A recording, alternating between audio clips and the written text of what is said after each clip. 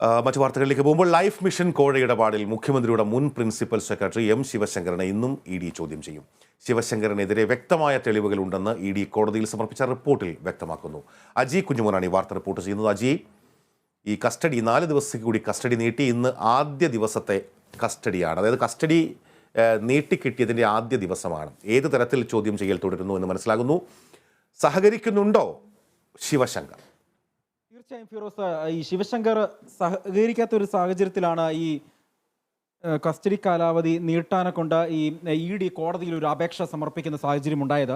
ഈ ആദ്യം പ്രത്യേക സാമ്പത്തിക കുറ്റകൃത്യങ്ങൾ അന്വേഷിക്കുന്ന CBI കോടതിയിൽ 10 ദിവസത്തെ കസ്റ്റഡി കാലാവധിയാണ് ചോദിച്ചിരുന്നത് ഇ എന്നാൽ 10 ദിവസത്തെ കസ്റ്റഡി കാലാവധി വിടാൻ തയ്യാറാകാതിരുന്നതിനെ തുടർന്ന് 5 ദിവസത്തെ കസ്റ്റഡി കാലാവധി ആദ്യഘട്ടത്തിൽ അനുവദിക്കുന്നു. അന്ന് ഈ ശിവശങ്കർ ചോദ്യം ചെയ്യലിനോട് സഹകരിക്കാത്ത ഒരു സാഹചര്യം വന്നു. ശിവശങ്കർ ചോദ്യം ചെയ്യലിനോട് സഹകരിക്കാത്തതിനെ തുടർന്നാണ് അദ്ദേഹത്തിൻ്റെ കൂടെ ഇരുത്തി UV ജോസിനെയും വേണുഗോപാലിനെയും ഒക്കെ അടക്കം ഇരുത്തി ചോദ്യം ചെയ്യുന്ന ഒരു സാഹചര്യത്തിലേക്ക് കാര്യങ്ങൾ പോയത്. ഈ വേണുഗോപാലിനെയും UV ജോസിനെയും ഇരുത്തി ചോദ്യം ചെയ്തപ്പോൾ ഇവരുടെ മൊഴിയെല്ലാം തന്നെയും ശിവശങ്കറിന് എതിരായിരുന്ന ഒരു സാഹചര്യം വന്നു.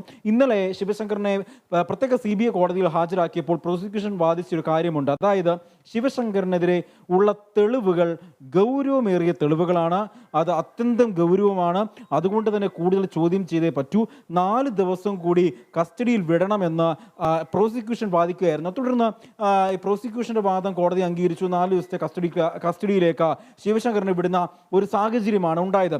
ഈ കേസുമായി ബന്ധപ്പെട്ട് ഫിറോസ് എടുത്തു പറയേണ്ടത്, ഈ ED നീങ്ങുന്നത് വളരെ ചടുലമായ നീക്കത്തോടു കൂടി തന്നെയാണ് ED ഇപ്പോൾ പോയിക്കൊണ്ടിരിക്കുന്നത്.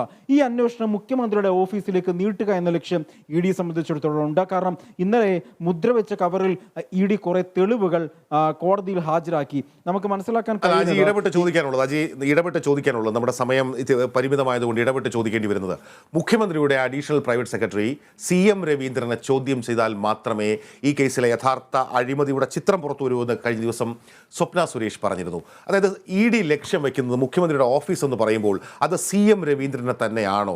നേരത്തെ CM രവീന്ദ്രനെ ചോദ്യം ചെയ്യാൻ പല ഘട്ടങ്ങളിൽ ശ്രമിച്ചിരുന്നുവെങ്കിലും അതെല്ലാം വിഫലമാവുകയായിരുന്നു.